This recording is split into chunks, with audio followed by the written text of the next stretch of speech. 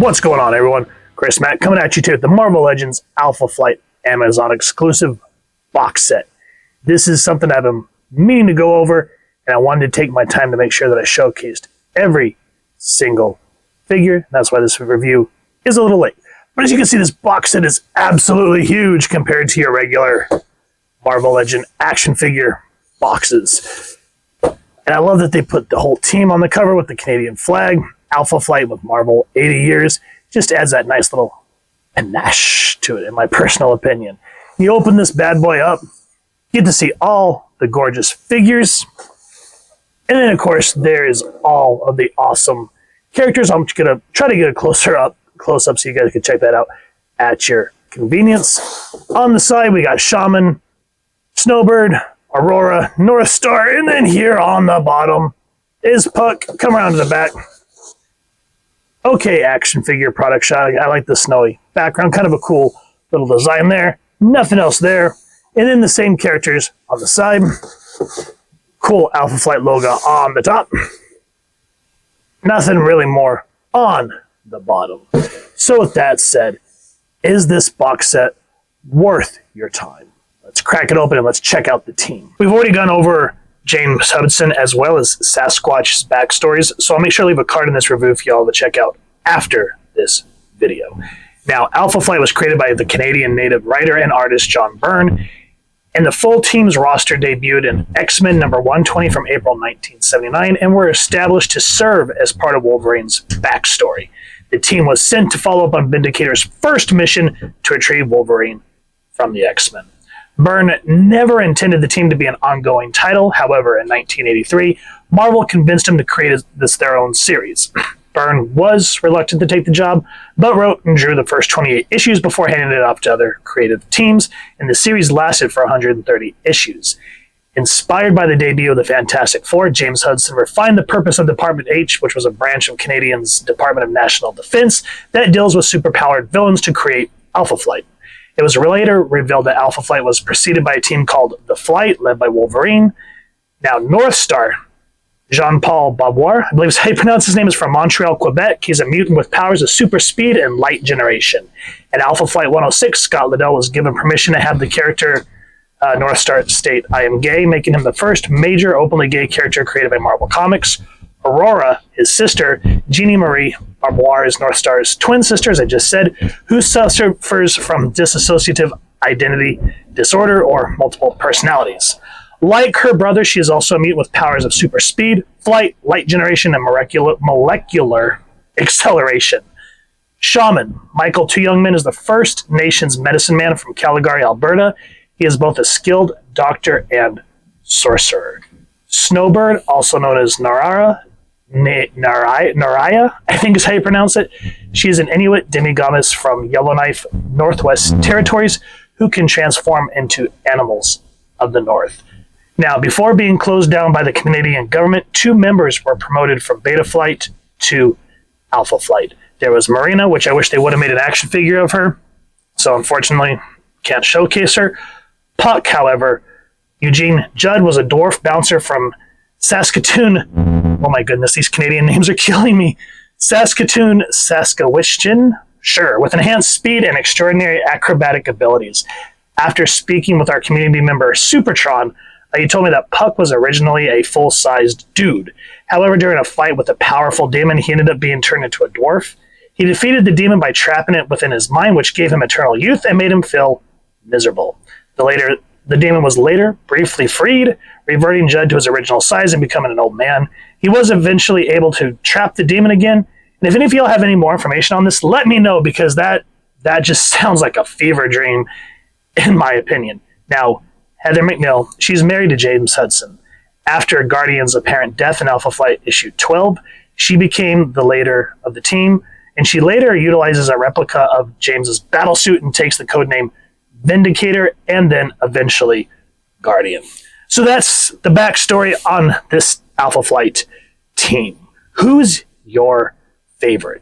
Now, what drives me nuts, I love this box set. I'm glad that we finally got the characters, but there's no flapping accessories. What you see is what you get. That's it. No interchangeable hands, heads, power accessories, nothing.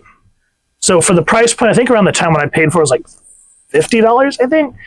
You would think that they would have thrown you a bone in that regards. But still, we have the team, so I can't complain too much.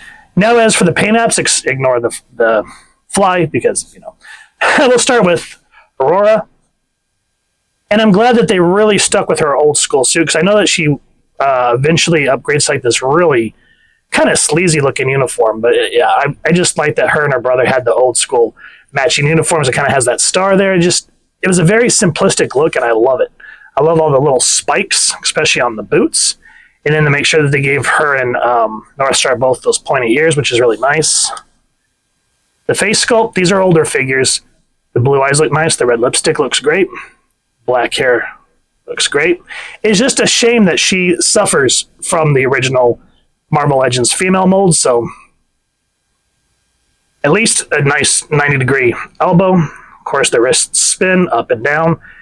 And I wish with all these action figures, they'd figure something out about the hair because it's not soft. It's as soft as it's going to get, but you cannot get her to look up very well because of that. It's frustrating, but you can still work the hair over the shoulders and at least get a decent range of motion in that regard. Arms do that. And I wish with these older female, I don't know if the newer ones do, but I wish that they would, along with the solar plex movement here, I wish they would have put it on the waist too, so she can bend that way and like that. Splits, upper thigh cut. She does spin at the elbow there. Kick out that much. Thankfully, double jointed knees. Foot goes up and down and spinny, spinny. And of course, the dreaded butt flap, so you can't go any further.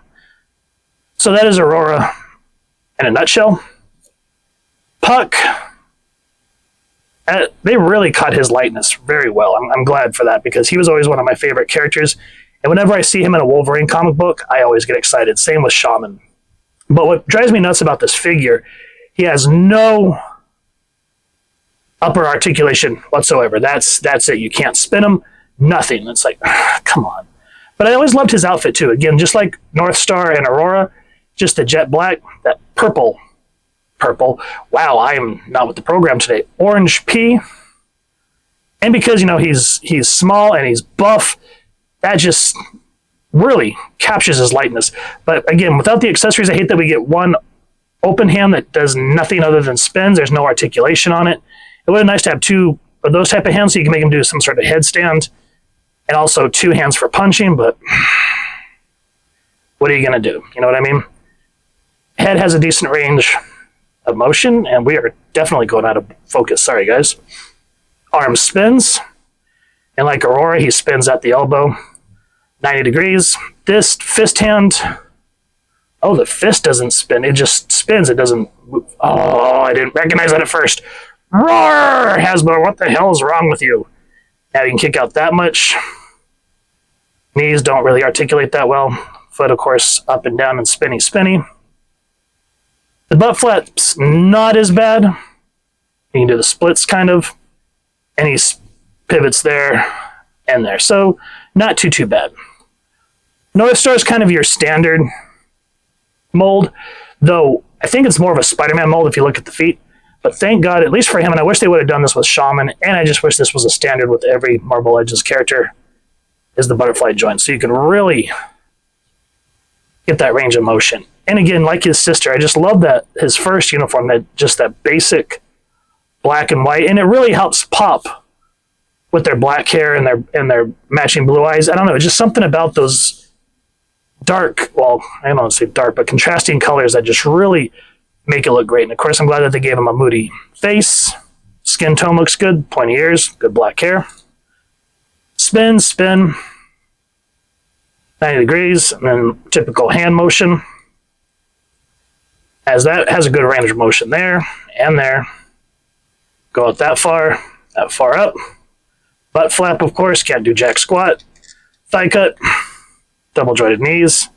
He does have the upper thigh cut as well. Foot up, foot down, spinny, spinny. Not bad. Now Heather, again, just like she's going to be suffering along with Aurora and Snowbird, just that early female mold is just a pain in the ass. And I wish this was newer so we can get pinless, because that looks so damn ugly. I don't know who thought, hey, we're going to do red legs, but let's make sure that the pins are white.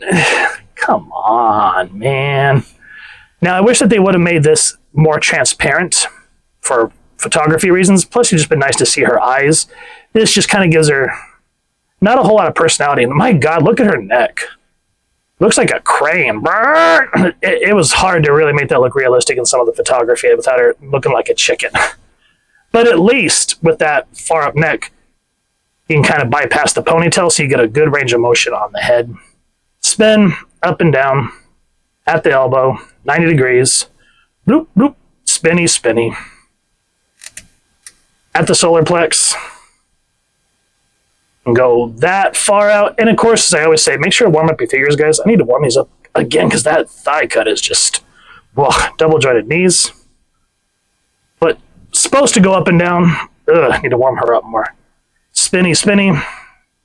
Butt flap is a no-go, as per usual. But you at least get a decent range of motion overall. Snowbird. She is one of my favorite legends. Not legends, what should I say? Alpha Flight members. And I love the long, princess-esque long hair that they gave her that a goddess should have, along with the tiara. I wish they would have done more with the eyes instead of just that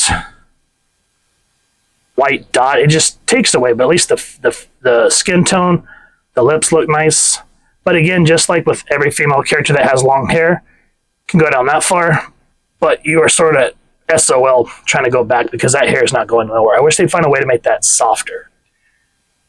And of course, that way. All the blues on her look great. 90-degree elbow. Boop, boop, boop, boop. The cape, the color of it looks nice. I love that shimmering blue. It looks good. And thankfully does not impede on the arm articulation or spinning her. And of course, splits that way. Dreaded butt flap. Upper thigh cut at the elbow. Double jointed knees. Up and down and spinny, spinny. But I wish Hasbro would get off the pot and start following McFarlane, because a lot of his newer figures, he's finally killing it with the bendy wire capes. But these, I hate these. I freaking hate these. There's been a lot of legend figures that I've wanted to pick up. And like, for example, I wanted to get Cortez because he was my favorite acolyte. But I'm so tired of these agitating capes, because at least with the wire capes, when you set down a character, they'll kind of stand up because it's so heavy, and she's such a petite character. It's a pain in the ass to get her to stand. Ugh. That is so frustrating. That's why I'm so sick of those damn capes. Shaman, just like with Puck, whenever he's in a Wolverine comic, I know we're going to be in for some Alpha Flight awesomeness. And they, again, captured Michael T. Youngman's lightness very well. And I just love all the ripness that you see, just because, he's a ripped dude when he's in his uniform. You're like, damn, man, you one strong, swole wizard. And check this out. Like, you can move his head that way. And this head, the hair here is actually kind of soft, so you can why couldn't they were putting these together at the same time. Why couldn't they have? I'm just saying. Ugh, whatever. Twisty, twisty. Good head motion. Boop, boop. And see, that's why I wish they would give the females the same treatment here, so you can get more of a range of motion, just like with the dudes. Like, come on. Boop, boop, boop, boop, boop. Doot, doot, doot, doot, doot, doot.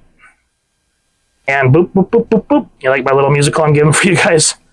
That far out. And I'm glad that this is really soft, so it's not in the way when you try to get them to sit. Of course, the butt flap's what impedes you there. Thigh swivel. Double jointed knees. Love these old Buccaneer, or what are those called? The pirate name for them? I can't remember. But I just love these old school boots like that.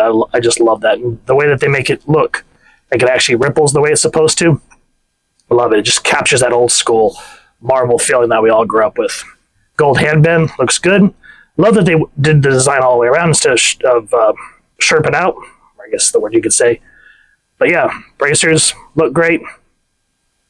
As his medicine bags. I just wish we had some accessories and power accessories, man. It just kills me from that regard. But I mean, If you're like me and you have plenty of action figures, you can be creative, and I guess that's the one thing that we have going for us. But overall, this set is beautiful. And I've said it, and I'll keep saying it. If you're an X-Men fan, then by proxy, you're definitely an Alpha Flight fan. And this set is something special that you've got to have in your collection. When we went over the Sasquatch wave, this is what I was meaning is this should have been a wave in and of itself. It just makes more sense, in my opinion, as where, I'm glad that we got those tangible versions of the figures that we got. But yeah, it's just some of these waves I'm like, why are they doing that? Kind of like the Cho one that we'll be going over. It should have been a Starjammer wave, but it is what it is, and at least we're getting cool figures, so I will let that slide. Now that I have the Sasquatch, and of course the Guardian from the Wendigo wave, and the rest of the team, I am one happy camper. And if you are an X-Men fan, sort of like, I look at it this way, tell me if I'm wrong, but I look at it as if you're an X-Men fan, you have to be an Alpha Flight fan because it's such an integral part of Wolverine's history, and especially since they were introduced in Uncanny X-Men and have fought with them several times. And then, of course, in the Wolverine's pages that he's always teamed up with Shaman or Puck, and I think Sasquatch and, of course, Mac as well. And because, Northstar and Aurora are mutants, and I just love these Canadian superheroes. Are you guys Alpha Flight fans? What are you going to do with your action figures? Are you going to put them on a shelf and do a team display? Are you going to do action figure photography? Let us know. Post some pictures over on our socials. We'd love to see them and talk to you about them. I'm so glad that I picked up this wave when it came out. It was sort of one of those serendipitous moments because I was like, I wonder if they have an Alpha Flight box set. So I went to Amazon, checked it out, and thankfully I got it for the retail price at the time. So if you guys want to grab it, the cheapest I've seen it is like $130 on Amazon. So good luck. Hopefully maybe something like Makari, maybe cheaper, fingers crossed. But if you enjoy Alpha Flight, they may one of these days do a re-release, which I hope they do, because that kind of helps with us collectors. But if you're an Alpha Flight fan, this is definitely something you want to get in your collection. They are just not as old as the original X-Men, but just as old as Claremont's take on the new Genesis. And I love every single one of these characters. I love going over the comics and just enjoying the mythos. So if you guys have enjoyed what you've seen, please first and foremost support your local comic shop or wherever it is that you get your action figures and comics, and support them first. If you've enjoyed this review, really would appreciate if you take a moment to like, share, and subscribe. Helps the channel more than you could possibly know. And if you don't mind hitting that fancy little Gamma Flight bell next to subscribe, that way as I continue to upload content, you guys get notified. Come to the channel, and I love talking with you and hearing your thoughts and feedback down in the comments or the socials, which I'll make sure that the links down in the description. So with all that said, photo slideshow coming up next. Hope you all continue to have an absolutely amazing day reading, and happy hunting, everyone.